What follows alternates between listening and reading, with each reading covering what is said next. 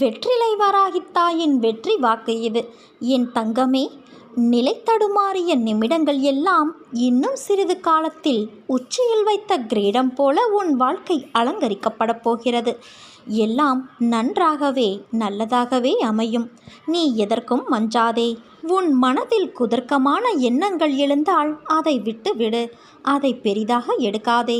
மனமும் புத்தியும் தான் நமக்கு பாதி நண்பன், பாதி எதிரி. அதனால் அவற்றை என் பாதத்தில் வைத்துவிடு. அனைத்தையும் நான் பார்த்து கொள்கிறேன். நிறை குறை என்பது எல்லோரிடமும் உண்டு. அதனால் அதை திருத்த நீ முயற்சி செய். இப்படி குறையுடன் இருக்கிறோமே என்று வருத்தப்படாதே. உன் அன்னையான நான் உன்னோடுதானே இருக்கிறேன். நான் உன்னை கவனித்து வருகிறேன்.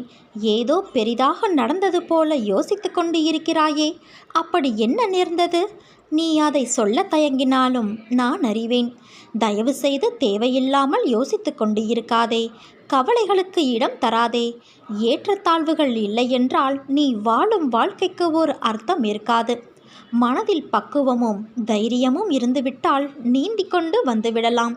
நீயோ இவை அனைத்தையும் கடந்து வந்துவிட்டாய். நீ எனது செல்ல பிள்ளை அல்லவா? உன்னை கண்டிப்பதற்கு உன் தாய் எனக்கு மட்டும்தான் உரிமை இருக்கிறது. கவலைப்படாமல் இரு.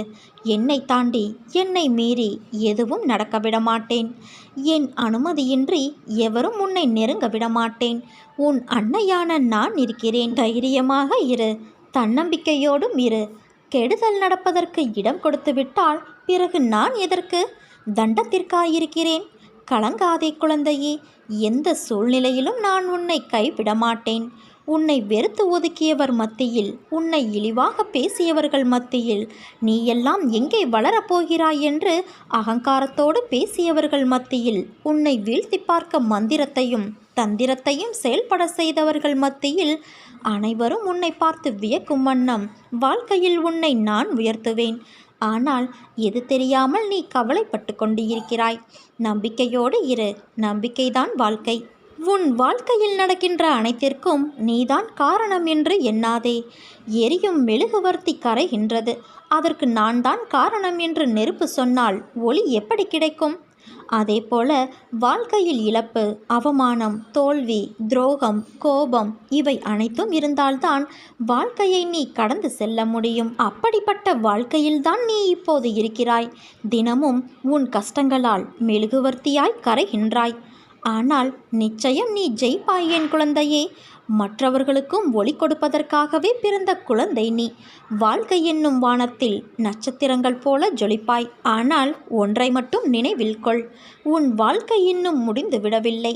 ஒருவரை தகாத வார்த்தைகளால் திட்டுவது, அவமானப்படுத்துவது, ஏளனம் செய்வது, பொறாமை போன்ற செயல்களை செய்யாதே. இதற்கான பதிலை நீ நிச்சயம் எதிர்கொள்ளும் நேரம் வரும்போது உன்னால் தாங்கிக் கொள்ள முடியாது. தர்மம் நிலை குலைந்து அதர்மம் நியாயம் செய்கிற கலிகாலத்தில் நாம் வாழ்கிறோம். இப்போது நாம் பார்க்கும் எந்த இடத்திலும் நியாயத்திற்கு, நேர்மைக்கு, உண்மையான உழைப்புக்கு உகந்த பலன் கிடைக்காத சூழல்தான் நிலவுகிறது. நேர்மையானவர்கள் அலைக்கழிக்கப்படுகிறார்கள். ஏமாற்றுகிறவர்கள், பொய் பேசுவதை அன்றாட தொழிலாக வைத்திருப்பவர்கள், பிறர் சொத்தை அபகரிக்கிறவர்கள், இப்படி எல்லோருமே சீரும் சிறப்புமாக வாழ்கிறார்கள்.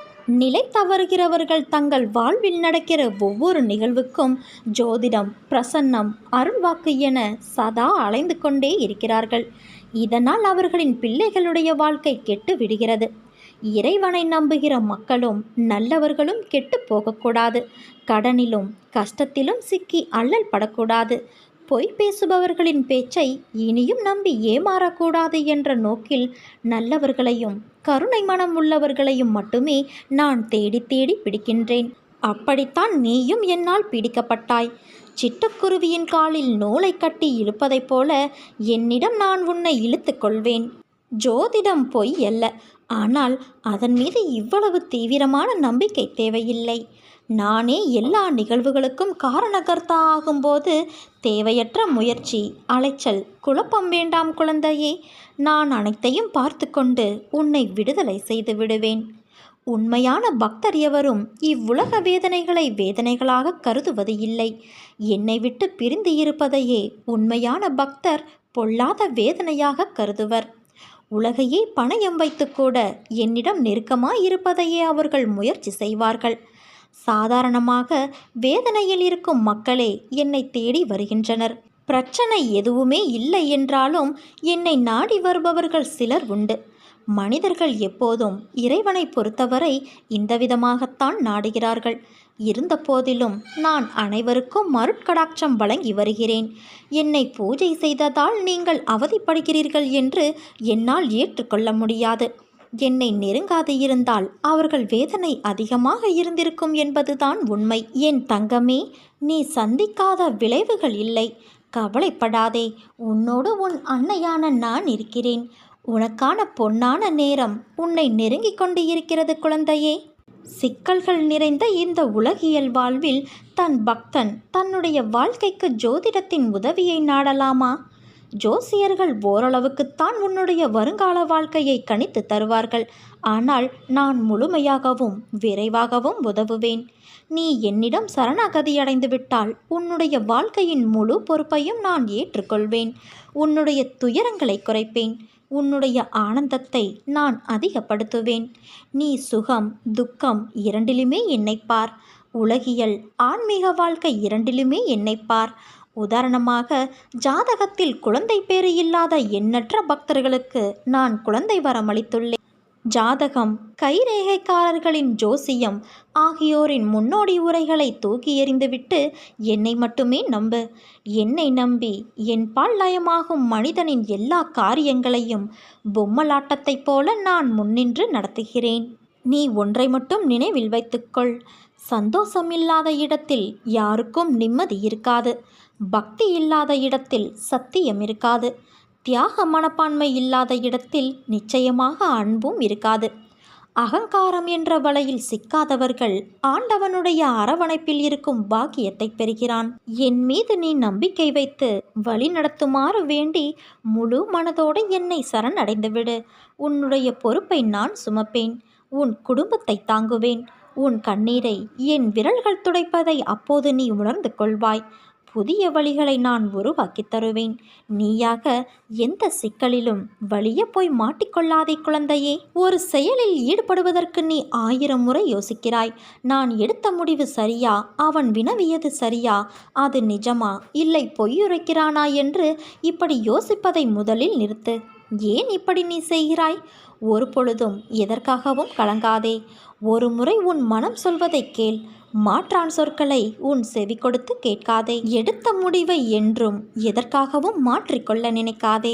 உன்னை பற்றி தெரிந்து கொள்ளும் நேரம் வரும். எதையுமே கேட்டு வாங்கி கொள்ளக்கூடாது. தானாக வந்தால்தான் அதற்கு சிறப்பு. வாழ்க்கையில் புரிந்து நடை போட்டு பழக கற்றுக்கொள் குழந்தையே. பசிக்கு அன்னமிடுவதையும் கடினமான சூழ்நிலையிலும் உன்னிடம் யாசகம் கேட்டு வருவோருக்கு முதலில் உதவி செய்ய பழகிக்கொள். அவன் என்னிடம் முறையிடுகிறான். நான் உன்னிடத்தில் சேரும்படி அவரை அனுப்புகிறேன். அனைவரும் வியக்கும் வண்ணம் வாழ்க்கையில் உன் அன்னை நான் உயர்த்துவேன் என் குழந்தையே.